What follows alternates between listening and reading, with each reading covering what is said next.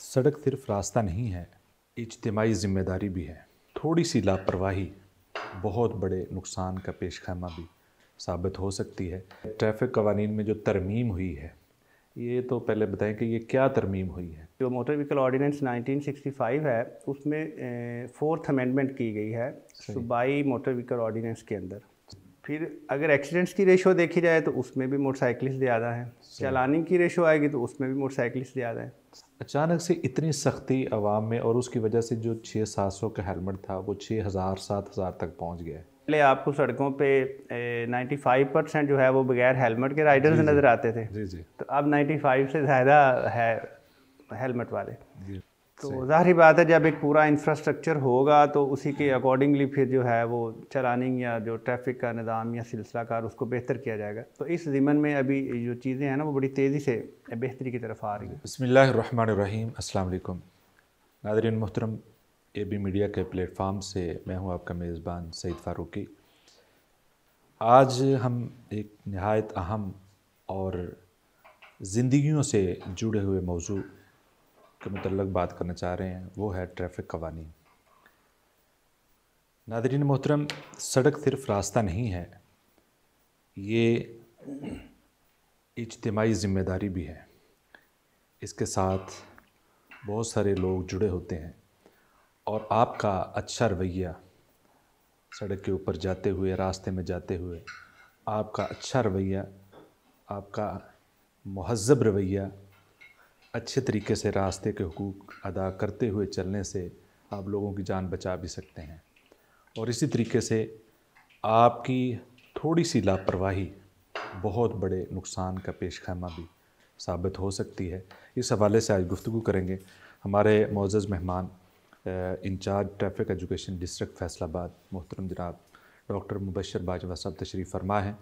इस हवाले से आज उनसे गुफ्तगू करेंगे। हालिया दिनों में आपने देखा है कि ट्रैफ़िक कवानीन में कुछ तरमीम भी हुई है, तो हम शुक्रगुज़ार हैं डॉक्टर साहब आपके कि आप तशरीफ़ लाए AB मीडिया के प्लेटफार्म से।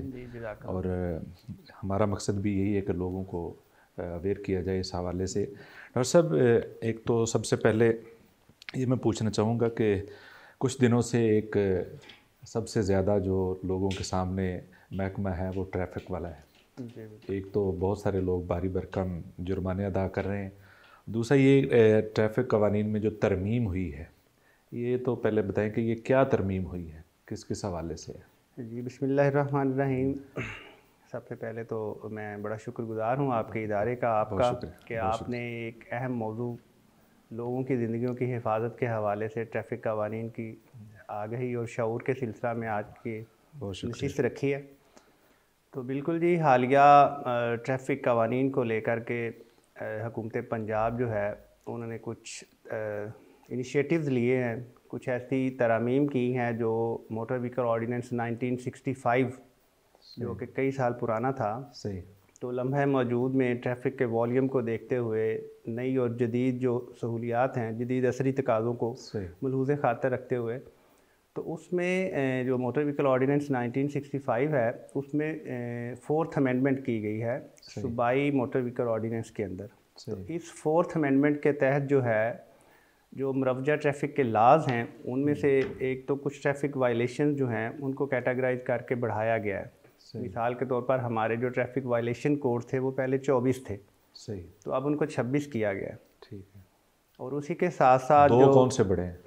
जो दो बड़े हैं उसमें जो 24 था 24 नंबर कोड, उसमें थी अदर वायलेशंस। लेट्स सपोज कि अगर आप ओवर स्पीडिंग कर रहे हैं तो हमारा वायलेशन कोड नंबर 1 था। सही। अगर आप विदाउट हेलमेट हैं तो वो वायलेशन कोड 19 था। विदाउट नंबर प्लेट इस तरह 1 by 1 कैटेगरी थी। लेकिन 24 नंबर कोड था अदर ऑफेंसेस। उसमें अगर आपने मतलब गैर कानूनी तौर पर नीली बत्ती लगाई हुई है, आपकी जो नंबर प्लेट है उसमें आपने कुछ मॉडिफिकेशंस की हुई हैं या वो आउट ऑफ पैटर्न है, तो इस तरह की वायलेशन को तो इन्हीं में से दो उठा के तो कैटेगराइज कर दी गई हैं। तो इस तरह से उसको 26 कोड किया गया। और इसी के साथ जो है कुछ ट्रैफिक के जो जुर्माने थे उनको बढ़ाया गया। ये उसमें बड़ी जो तरमीम है जो कि यानी कि असल फिर तरमीम तो यही है जिससे अवाम जो है उसमें काफ़ी एक आप समझें कि परेशानी पाई जा रही है कि बहुत जुर्माने बढ़ गए हैं। कितना इजाफा हुआ है? जी वो जिस तरह शायर कहता है आप ना एक परसेंटेज अगर बताएं तो अंदाजन कितना को बढ़ गया जुर्माना? हाँ जी, वो जिस तरह शायर कहता है ना जी कि मरना तो इस जहाँ में कोई हादसा नहीं, इस दौरे नागवार में जीना महाल है। जी जी। तो जुर्मानों की जो शरह है वो काफ़ी हद तक बड़ी है। आप यूँ समझ लें कि अगर आप बगैर हेलमेट सफ़र करते थे तो आपको 200 रुपया फ़ाइन किया जाता था, सही जो सही। अब 200 से बढ़ा के 2000 कर दिया गया। बिल्कुल। मोटरसाइकिल के अमूमी तौर पर जो चालान के जुर्माने थे वो 200 और 300 रुपये थे।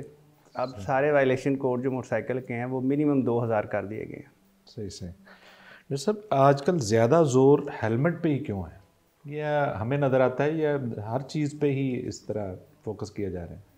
नहीं, ये बड़ा आपका अच्छा सवाल है और अक्सर तालीमी इदारों में जब हम ट्रैफिक आगाही के सिलसिला में जाते हैं तो अमूमी तौर पर हमारे आगे बल्कि ये आपने सवाल देखा है कि इस पे कितने मीम्स बने हैं मीम और भी बने हैं। बहुत सारी सूरत हाल ऐसे कि लोग बिस्तर पे बैठे हैं तो तब भी हाँ जी, ऐसे ही हेलमेट है। पैदा हुए।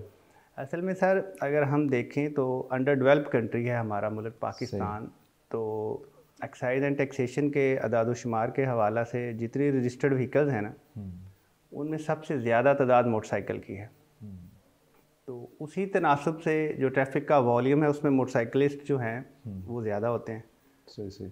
फिर अगर एक्सीडेंट्स की रेशो देखी जाए तो उसमें भी मोटरसाइकिलिस्ट ज़्यादा हैं। चालानी की रेशो आएगी तो उसमें भी मोटरसाइकिलिस्ट ज़्यादा हैं। सही। और जो सबसे बड़ी और अहम बात जिस चीज़ को बुनियाद बनाकर गवर्नमेंट ने ये स्टेप लिया, जब आप किसी भी हॉस्पिटल की इमरजेंसी को विज़िट करते हैं ना, आप अलाइड हॉस्पिटल चले जाएँ अलाइड 2 में, तो आप इमरजेंसी जाके इमरजेंसी ऑफिसर जो वहाँ पर हैं उनसे सिर्फ इतना पूछें कि आज के दिन में आपके पास रोड एक्सीडेंट्स या रोड क्रैशेस के कितने केसेस आए। सही। लेट्स सपोज वो बोलते हैं जी 10 आए, तो आप उनसे पूछेगा कि इनमें बाइकर कितने थे, तो वो बताएंगे 9 हैं, शायद 10 ही हों, किसी दिन 8 हों। ज़्यादा एक्सीडेंट हाँ, की वजह से। फिर आप उनसे ये डाटा लीजिएगा कि इनको चोट कहाँ पर आई, तो उनमें से मोस्टली जो हैं आपको बाकी तो खराशियाँ रगड़े आ जाएंगी, तो अमूमी तौर पर जो सर की चोट है ना वो थोड़ी सीवियर होती है। तो इन सारी चीज़ों को देखते हुए फिर हाई कोर्ट ने आर्डर किया कि जो ऐसे राइडर्स जो हैं जो हेलमेट का इस्तेमाल नहीं करते, तो ये हाई कोर्ट के ऑर्डर के तहत ये पहले ही 2000 कर दिया गया था जुर्माना, इस अमेंडमेंट से भी पहले। सही सही। तो बकिया वायलेशन तो फिर इस 4th अमेंडमेंट में बढ़ी है। बिल्कुल सही। इसी तनासब से फिर ये तो दूसरे भी चालान जारी हैं आजकल इसके अलावा, जैसे गाड़ियाँ धुआं छोड़ती हैं या इसके जी अलावा? बिल्कुल, 14 नंबर कोड में ऐसी जो स्मोक मीटिंग व्हीकल्स हैं, हालिया जो क्योंकि आजकल मौसम है, स्मोक बहुत। स्मोक है, फिर आगे फॉग का सीज़न है, एयर क्वालिटी इंडेक्स जो है वो बुरी तरह लाहौर का, बड़े बड़े शहरों का जो है वो आपके सामने है। जी जी। तो उसमें एक मेजर एलिमेंट जो है वो ट्रैफिक है। ट्रैफिक व्हीकल से जो धुआं निकल रहा है उनकी वजह से जो गर्द हवा में उड़ रही है, तो ये सारी चीज़ें जो है ये स्मोक का सबब बन रही हैं। तो इस सिलसिला में बहुत सारी गाड़ियों को जो धुआं छोड़ती है उनके खिलाफ कार्रवाई हो रही है बिला इम्तियाज़। इसी तरह ब्लैक पेपर हैं, ये दीगर वायलेशन जो है उनको भी किया जा रहा है। अच्छा मुबशिर भाई, आप ये बताएं कि अब एक एतराज़ ये भी उठाया जा रहा है कि अचानक से, क्योंकि कानून तो पहले से मौजूद है, अचानक से इतनी सख्ती आवाम में, और उसकी वजह से जो 600-700 का हेलमेट था वो 6000-7000 तक पहुंच गया है। तो आवाम के बार बार आपने सोशल मीडिया पे देखा, सवाल ये है कि आप जो 2000 का फ़ाइन कर देते हैं तो आप उनको 2000 का वहीं पे पकड़ाएं, चलान की जगह पे हेलमेट पकड़ाएं, हुकूमत की तरफ से हो, चले उसमें आप 500 हुकूमत रख ले, उसमें प्रॉफिट भी रख ले, लेकिन हुकूमत दे तो वो चलान की जगह उनके पास हेलमेट आ जाएगा।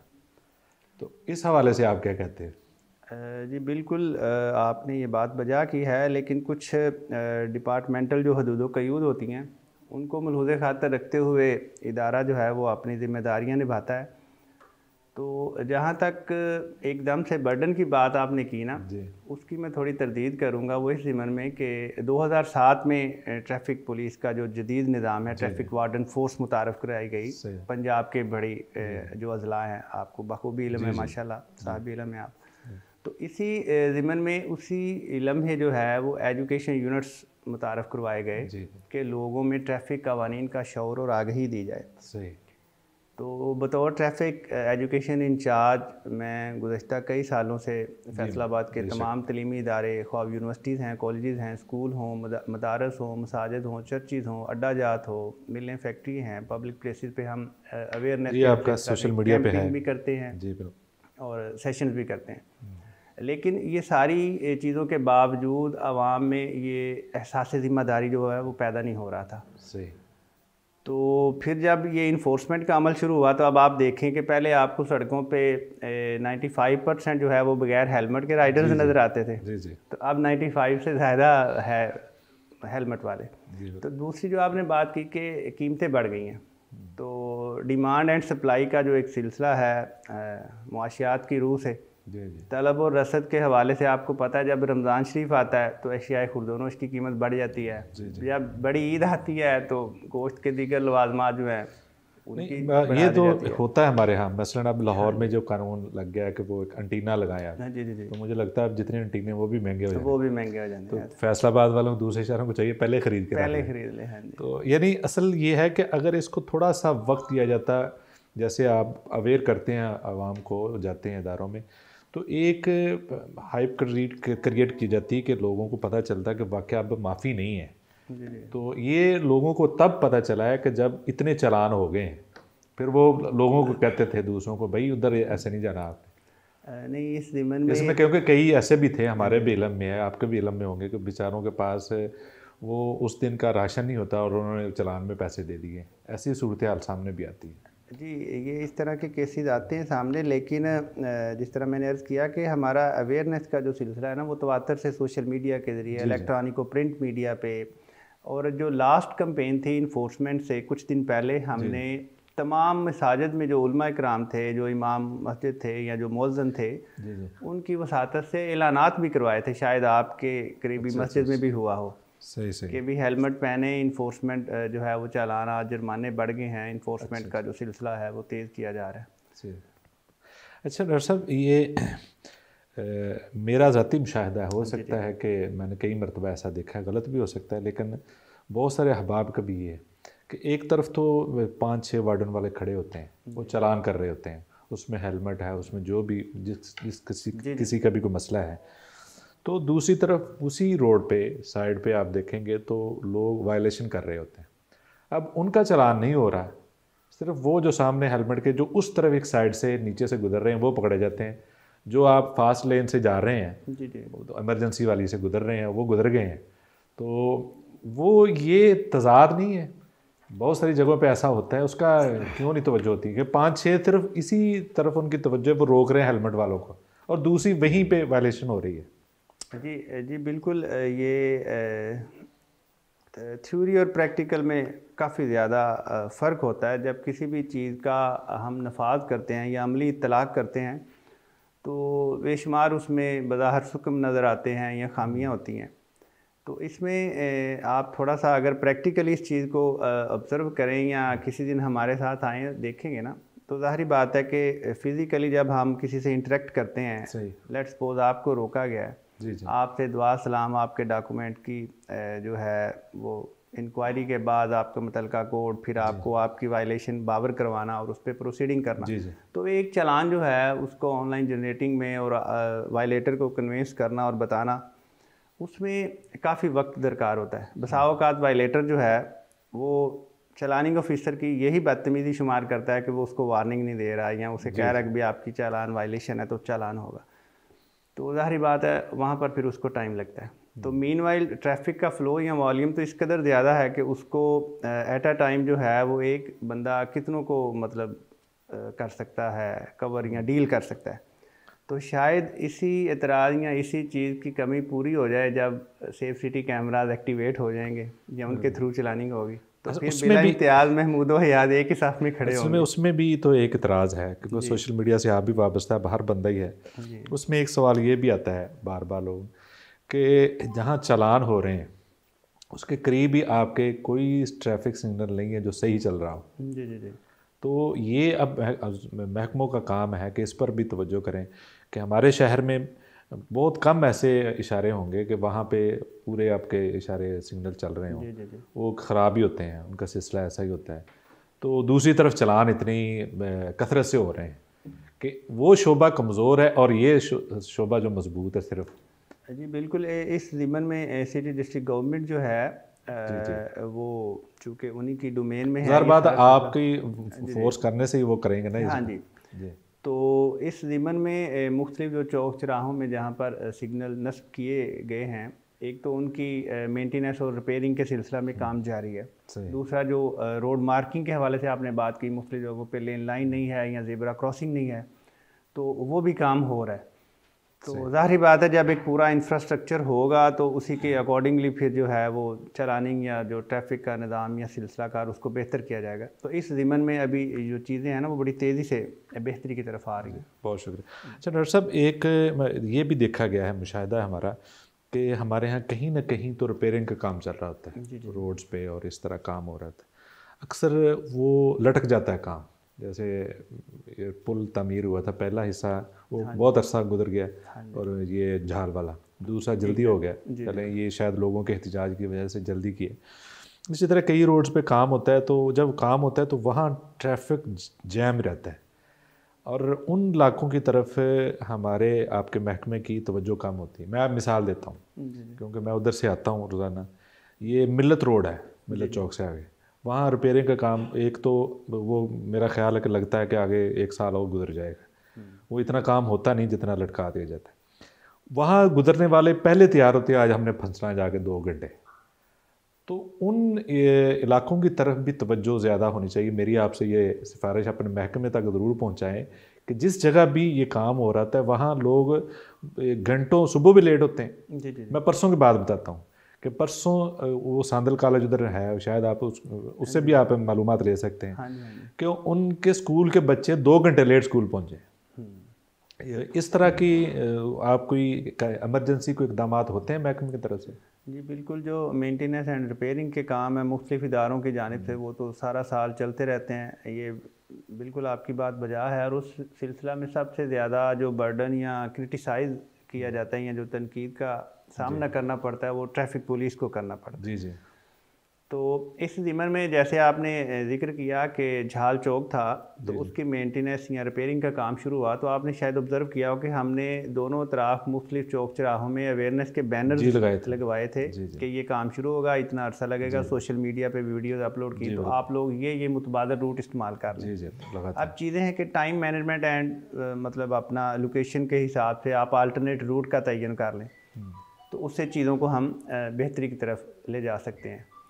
तो दूसरा जो सबसे बड़ा एलिमेंट है कि ट्रैफिक पुलिस जो है उसके लिए जो दीगर इदारों की तरफ से मेंटेनेंस का काम होता है, तो इसमें अगर यहाँ पर ये थोड़ा एक लूप होल मैं समझूंगा कि है कि ट्रैफिक पुलिस को अगर ऑन बोर्ड कर लिया जाए और यही काम जो हैं उनको दिन या रात के उन औकात में किया जाए जो ट्रैफिक पुलिस की जानिब से तयन किया जाए कि इस टाइम ट्रैफिक का वॉल्यूम या फ़्लो कम है, तो उसी मखसूस वक्त के अंदर उस काम को कर लिया जाए डे बाई डे, तो इससे भी हम काफ़ी हद तक ट्रैफिक ये हम इदारों से रिक्वेस्ट करते हैं कि इस बात की तरफ तवज्जो होनी चाहिए कि जहाँ भी ऐसी रिपेयरिंग का काम है तो वहाँ ज़रूर पहले जो है उनको इन्फॉर्म करना चाहिए, ऑन बोर्ड हों दे। अभी हालिया सतियाना रोड पे भी ये पाइपलाइन बिछ रही है, तो उस वजह से काफ़ी ज़्यादा ट्रैफिक का जो वॉल्यूम है वो बढ़ा हुआ है, जगह तंग है। तो हमने उसको ट्रैफिक पुलिस ने, चीफ ट्रैफिक ऑफिसर नासर जवेद राना साहब ने, जो मुतलका सर्कल इंचार्ज हैं या सेक्टर इंचार्जेस हैं, उनको कहा हो, तो फिर वो मुख्तलिफ यू टर्न जो है उन्होंने उनको आर्जी तौर पर बैरियर्स के ज़रिए बंद किया है ताकि वो यू टर्न की वजह से जो है वो मज़ीद ट्रैफिक चौक ना हो। सही।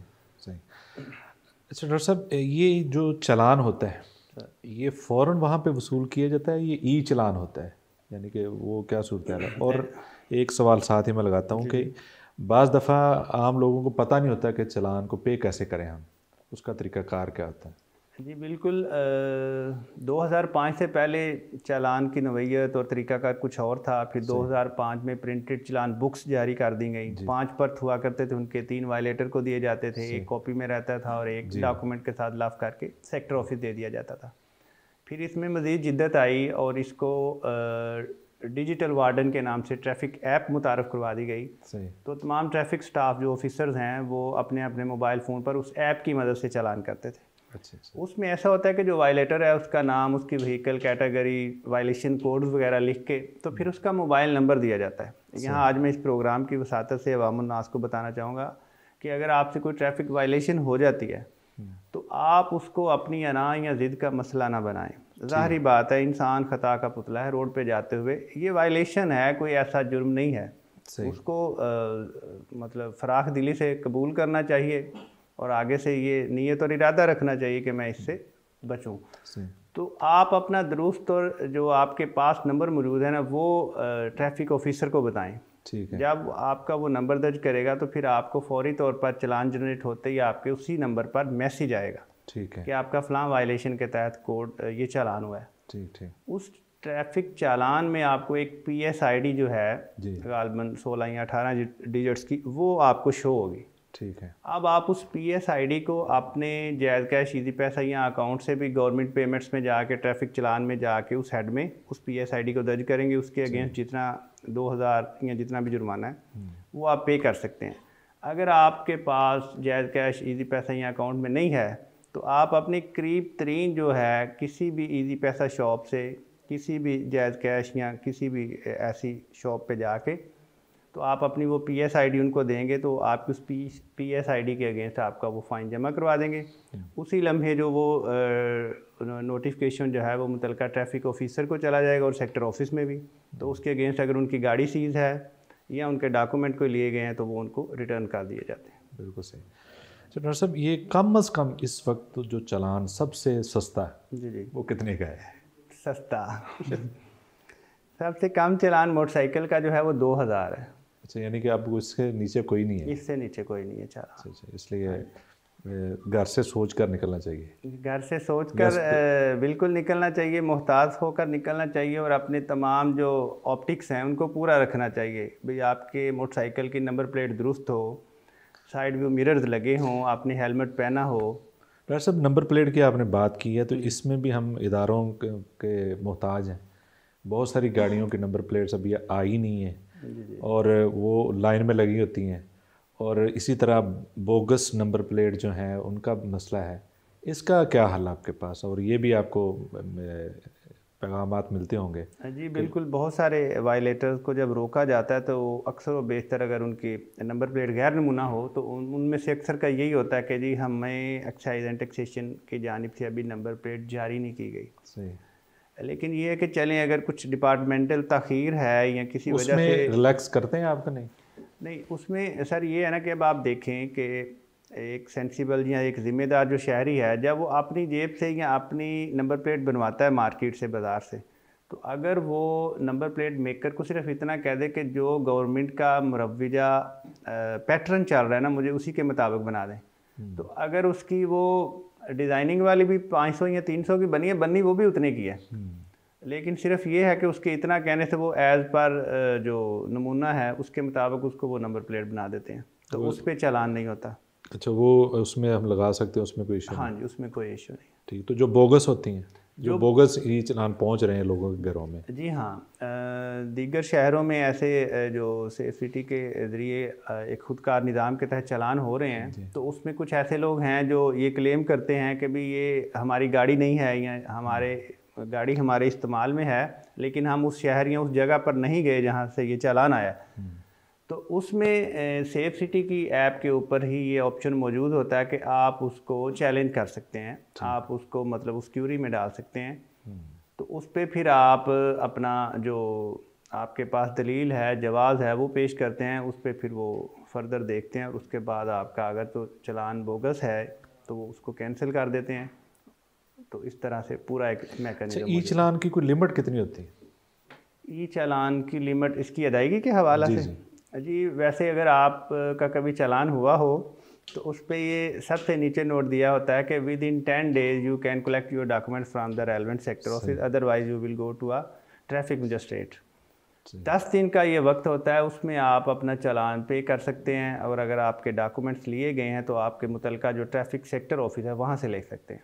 और अगर किसी वजह से आप 10 दिन में अपना चालान जमा नहीं करवा पाते तो फिर वही डॉक्यूमेंट हमारे सेक्टर ऑफिस से हमारे ऑफिसर जो हैं, एक ड्यूटी लगी होती है, वो वहाँ से लेते हैं, और ट्रैफिक मजिस्ट्रेट हैं इलाका वाइज जो डिवाइड किए हुए, तो मुतलका ट्रैफिक मजिस्ट्रेट जो हैं उनकी अदालत में चला जाता है। सही।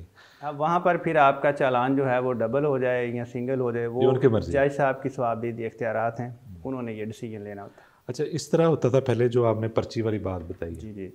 तो अक्सर गाड़ियों वाले, हम पब्लिक ट्रांसपोर्ट वाले को देखा था, वो एक चालान करवा लेते थे, आगे पूरा सफ़र करते थे, हर एक को वो दिखा लेते थे।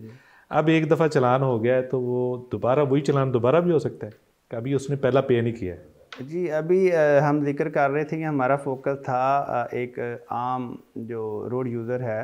अगर कमर्शियल गाड़ियों की बात की जाए तो इनके जुर्माने बहुत ज़्यादा बढ़ गए हैं। इनका मिनिमम चालान 10,000 है, 15 है, 20 है। तो इसमें कुछ सीन ऐसा बना भी कि उन्होंने हड़ताल की कॉल की थी ट्रांसपोर्टर हजरात की जानिब से। फिर गवर्नमेंट के साथ उनके मुज़ाकरात भी हुए। तो हालिया अभी जो हमारे डीआईजी ट्रैफिक पंजाब जो है उनकी जानिब से जो ऐलान किया गया था कि अगर एक वायलेशन पे पंजाब के किसी भी ज़िला में कमर्शियल गाड़ी का अगर कोई चालान हुआ है तो वो उसी वायलेशन पे किसी भी जगह उसी 24 घंटों में या उस दिन में वो दोबारा चालान नहीं होगा। लेट्स सपोज कि अगर वो उसने 1 वे की खिलाफ वर्जी की है तो उसका अगर चालान हो गया 1 वे की खिलाफ वर्जी में एक ज़िले में या एक शहर में या एक जगह पे, तो अगली जगह पर अगर फिर कोई इस तरह की उससे गलती का इर्तिकाब हुआ है तो उसको उसी जो है वो कोड में चालान नहीं किया जाएगा। बिल्कुल सही। अच्छा डॉक्टर साहब, आप आते हैं सेफ सिटी कैमरे की तरफ। जी जी, हमारे शहर में इस पर काफ़ी देर से काम जारी है। जी बिल्कुल। एक तो लोगों के अंदर हर तीसरे दिन एक तो खबर आई थी चलान शुरू हो चुके हैं सेफ सिटी के। जी जी, एक तो ये चलान कौन कौन से होंगे जी सेफ सिटी में, ट्रैफिक के भी इस पे होंगे तो उसका क्या तरीका, क्या शुरू हो चुके हैं या नहीं हो चुके, इस हवाले से हमें पूरी बिल्कुल अवामी इस हवाला से बड़ा तजस्सुस पाया जा रहा है और मुख्तलिफ दोस्त अहबाब की जानिब से कॉल्स भी मसूल होती हैं, कुछ हमारे ऑफिस में भी विज़िट करते हैं और यही सवाल होता है कि जी कैमरा चलान कर रहे हैं। आपको याद होगा मैंने भी पूछा था आपसे। एग्जैक्टली बिल्कुल। तो सर इस ज़िमन में मैं आज प्रोग्राम की वसात से बताना चाहूँगा कि जो सेफ सिटी कैमराज हैं वो फैसलाबाद के जो मेन बड़े चौक चौराहे हैं आलमोस्ट सभी में वो नस्ब कर दिए गए हैं। उनसे बाकायदा और बाज़ाब्ता तौर पर ट्रैफिक की मॉनिटरिंग भी की जा रही है। अच्छा, ऑब्ज़र्व किया जा रहा है कि किस जाविये किस एंगल से क्या क्या सूरत हाल है ट्रैफिक की।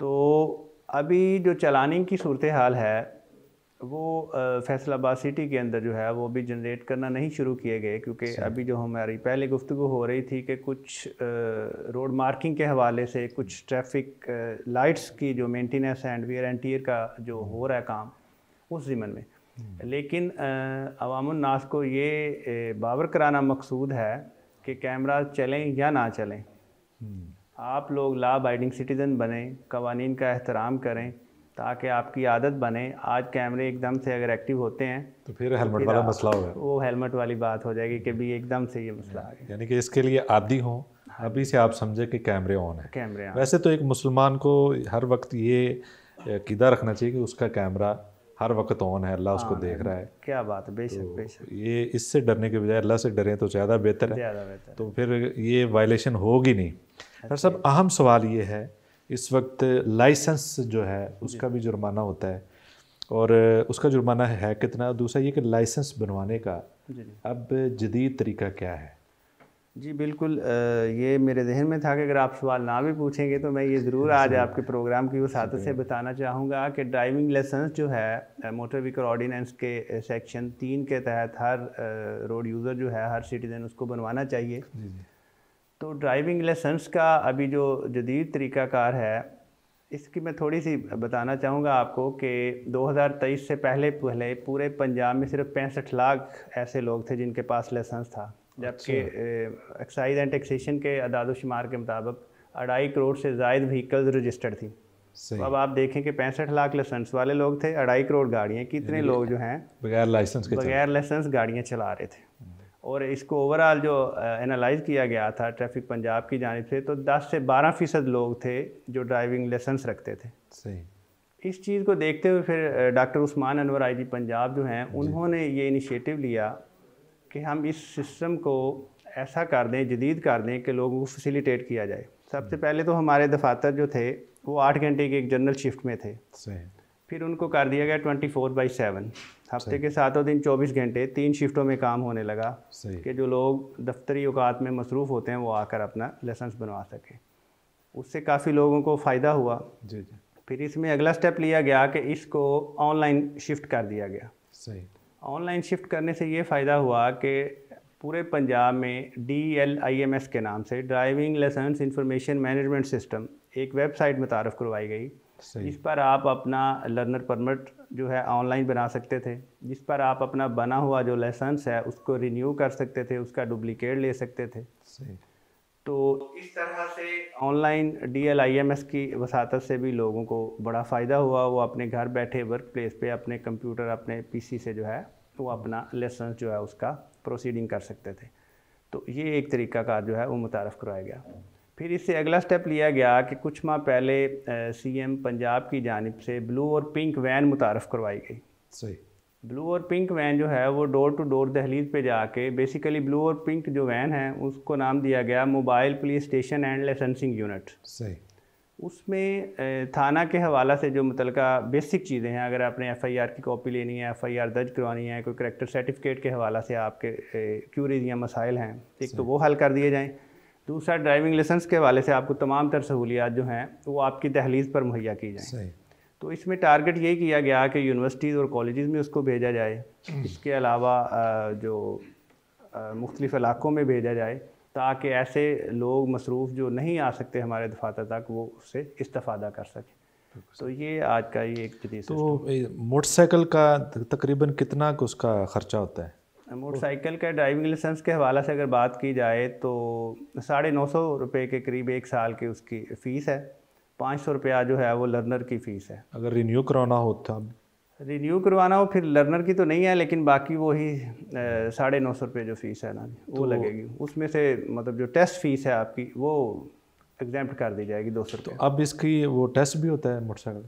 जी, अभी जो मोटरसाइकिल है उसके लिए जो स्टूडेंट्स को ख़ुसूसी तौर पर ओब्लाइज करने के सिलसिला में जो IG साहब की जानिब से ये अहकामात आए थे कि जितने भी मोटरसाइकिलिस्ट हैं उनको आप फ़िज़िकली देखें, अपनी तसल्ली करें मौके पे मौजूद ऑफिसर के ये चला सकता है बंदा, तो उसको मौके पर लाइसेंस जारी कर दिया जाए। ठीक है। तो ये गुज़श्ता कई माह से ये प्रैक्टिस जारी है कि हम मुख्तलिफ़ तालीमी इदारों में मुख्तलिफ़ जगहों पे जाके मोटरसाइकिल का जो है वो लाइसेंस मौके पे जारी कर। और बड़ी गाड़ियों का तो उसमें तकरीबन कितना खर्च? नहीं, उसका बाकायदा वही पूरा प्रोसेस है। 1800 रुपया 1 साल की फ़ीस है।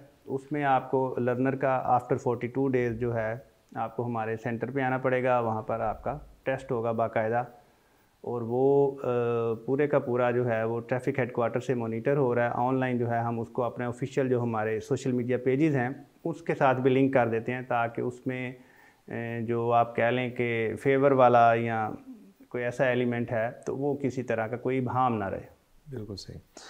अच्छा डॉक्टर साहब, ये स्कूटी जो आजकल काफ़ी आम हो रही है इसका भी चलान करते हैं, इसके लिए भी वही पाबंदी है? हाँ जी, ज़ाहिर बात है जी, एक मोटरसाइकिल के ही ज़ुमरे में ये शुमार होती है जो इलेक्ट्रिक बाइक है, स्कूटी है। तो अभी तो ऐसा एक रुझान बना है कि इको फ्रेंडली गाड़ी के तौर पर इसको प्रमोट किया जा रहा है हुकूमती सतह पर। आपको पता होगा कि बसेस भी इलेक्ट्रिक बसेस मुतारफ़ करवाई गई हैं, तो ये रुझान बढ़ रहा है।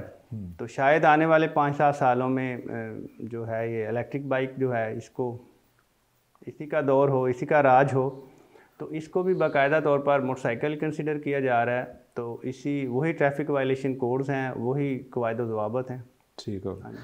अच्छा डॉक्टर साहब, आप काफ़ी एजुकेट कर रहे हैं लोगों को। जी अल्हम्दुलिल्लाह। एक तो इसके क्या तरीक़ेकार हैं आपके, मज़ीद आप कैसे एजुकेट करना चाहते हैं लोगों को, क्योंकि जितनी आप मेहनत कर रहे हैं इसके बावजूद लोगों के अंदर इतनी अवेयरनेस नहीं है, तो क्या क्या करते हैं और मज़ीद क्या कुछ किया जा सकता है, इस हवाले से आप क्या कहेंगे? जी बिल्कुल, वो हमारे अभी कल के प्रोग्राम में फ़ैज़ान मदीना में हमारा प्रोग्राम था, तो चीफ़ ट्रैफिक ऑफिसर वहाँ फरमा रहे थे कि शायद हमें उम्र नू दरकार है कि लोगों को एजुकेट कर सकें। तो हमारी 17-20 साल एजुकेशन ने उतना असर नहीं किया जितना 17-20 दिन के ये डंडे ने काम कर दिया, जुर्माने से जल्दी पता चला है। तो इस ज़िमन में चंद एक सिफारिशात हैं आज आपके प्रोग्राम की वसातत से मैं अवामुन्नास तक पहुँचाना चाहूँगा कि आज का दौर सोशल मीडिया का दौर है, इंफॉर्मेशन टेक्नोलॉजी का, और हमारे जितनी भी यूथ है ये की वॉरियर्स हैं। एक क्लिक की दूरी पर सारी चीज़ें हैं इनके पास। तो अगर तो हम इसको बाकायदा और बाज़ाब्ता तौर पर निसाब का हिस्सा बना दें और उसमें फिर हमारे स्कूल और कॉलेजेस के अंदर ऐसी डिसिप्लिन कमेटीज़ बनाई जाएं जो ऐसे बच्चों को मॉनिटर करें कि जो कम उम्री में मोटरसाइकिल या कार लेकर आते हैं स्कूल या कॉलेज में, उनकी हौसला शिकनी की जाए। उसी के साथ साथ उनके पेरेंट्स को जो है ये बात बावर करवाई जाए इदारों की जानिब से कि भी आपका बच्चा कम उम्र है, अभी इसकी कुव्वत फ़ैसला कमज़ोर है तो इसको बाइक या गाड़ी ना दें। इसी तरह हमें चाहिए कि हम अपने तालीमी इदारों में जो है कुछ ऐसा हफ्तावारी एक ज़ीरो पीरियड रखा जाए जिसमें ट्रैफिक कवानीन और आगाही के सिलसिला में जो है वो बच्चों में शऊर बेदार किया जाए। इसी के साथ साथ फिर अगर हम बच्चों को ऐसे असाइनमेंट्स और प्रोजेक्ट्स दें जिसमें उनको कुछ ट्रैफिक के रिलेटेड जो मौज़ूआत दिए जाएं कि आप देखें कि फ़लाँ रोड पर हम ट्रैफिक का फ़्लो कैसे बेहतर कर सकते हैं या फ़लाँ जो वायलेशंस हो रही हैं इनमें कमी का क्या मैकेनिज़्म हो सकता है। तो एक तो बच्चों में ट्रैफिक शऊर और सेंस जो है वो डेवलप होगा और उससे ये है कि मुतलका डिपार्टमेंट को भी नए जहन नई सोच के साथ जो नई तजावीज़ और आरा ऐसी मिलेंगी कि जिनसे हम ट्रैफिक का फ़्लो मज़ीद बेहतर कर सकेंगे। डॉक्टर साहब बहुत शुक्रिया। एक मैं बात करना चाहूँगा आपके तवज्जुह से जो मुक़्तदर तबका है उन तक ये पैगाम पहुँचाना चाहता हूँ।